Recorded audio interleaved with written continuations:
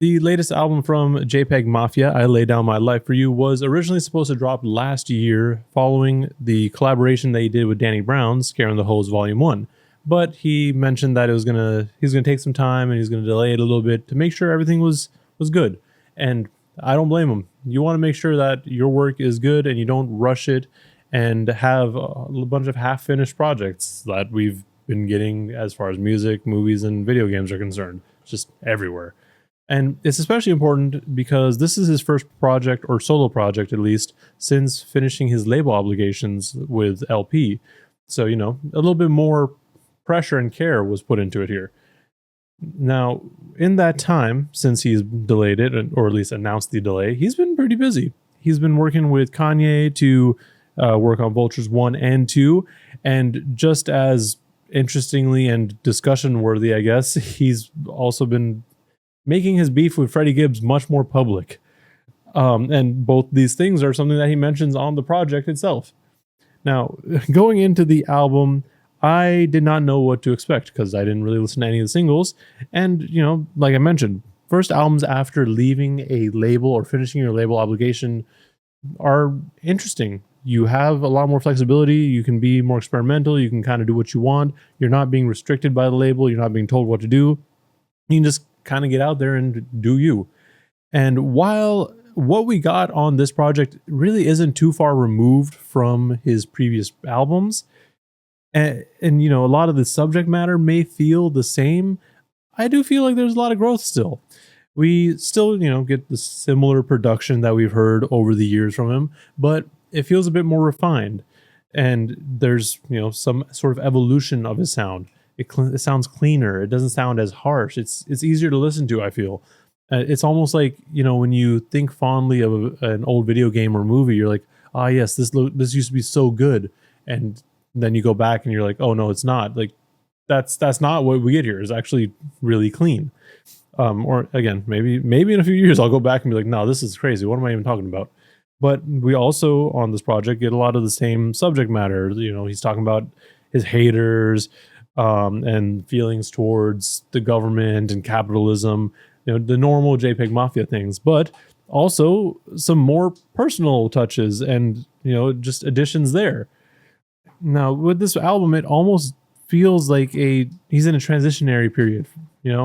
He's obviously left the label and there's a bunch of stuff that's been going on there.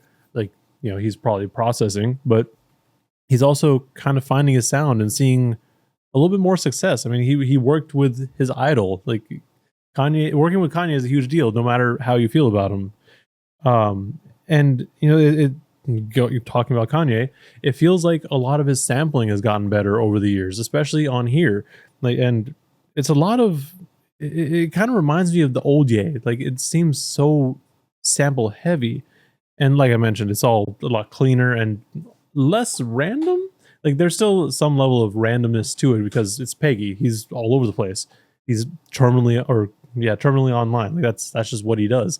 But it does sound. I don't know that he's necessarily trying to appeal to more people, but that's kind of the way it sounds like it's going. As far as the progression of the album goes, it does start a bit more wild and kind of like what people would expect a JPEGMAFIA album to sound like.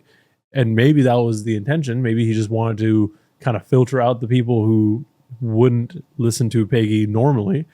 But it does kind of quickly shift towards a more sample heavy sound. Like, we get, and throughout it, we get a bunch of different nods to rap as a whole. We got some Wu-Tang samples and interpolations. There's that Future sample on New Black History. And like, we have the It's Dark and Hell is Hot reference. Hell, we even get an AI sample a sample from an AI version of a Future song, Turn Off the Lights.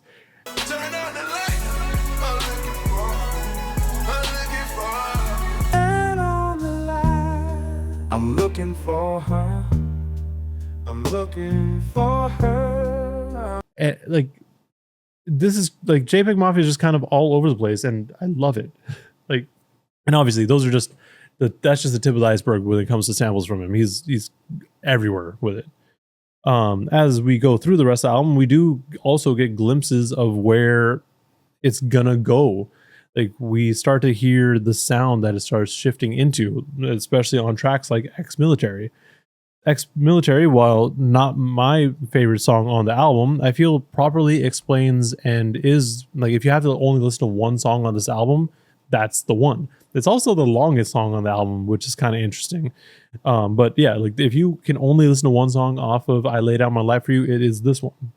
And that is like because, well, and a lot of it is because the album title and cover obviously has its own symbolism that ties really well into Ex-Military.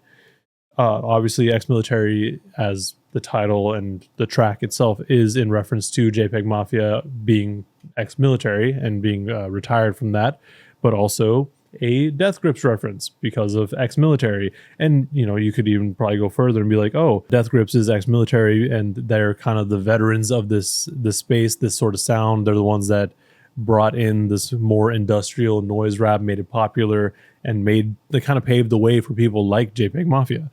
But going even further into the album title, I Lay Down My Life For You, and it's kind of like that thought of, you know, when you're in the military, you're going to lay down your life for your country.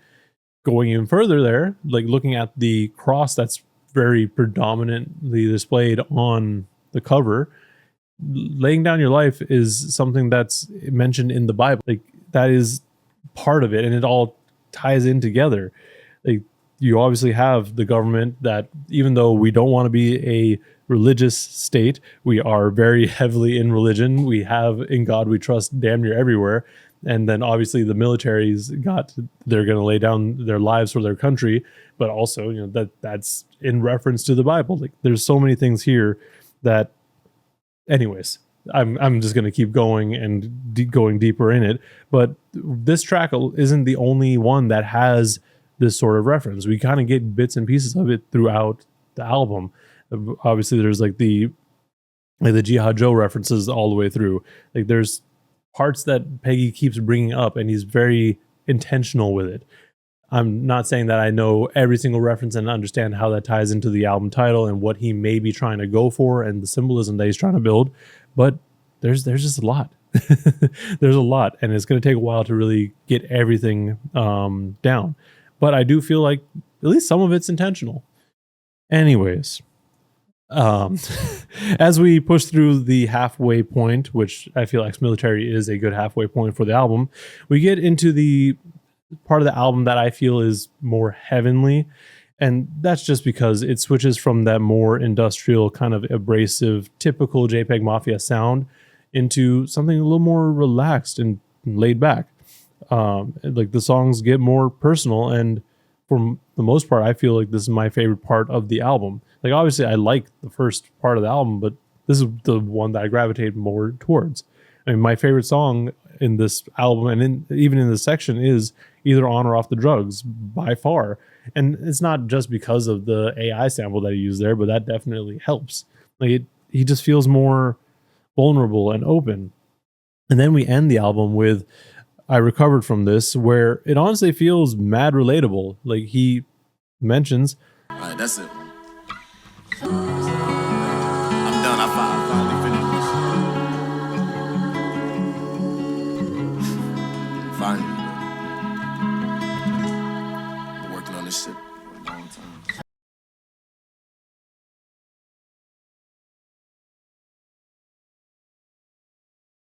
my favorite songs off of this album are Either On or Off the Drugs, I Recovered From This, New Black History, Ex-Military, and Don't Put Anything on the Bible, which also is in reference to the cover and I Lay Down My Life For You.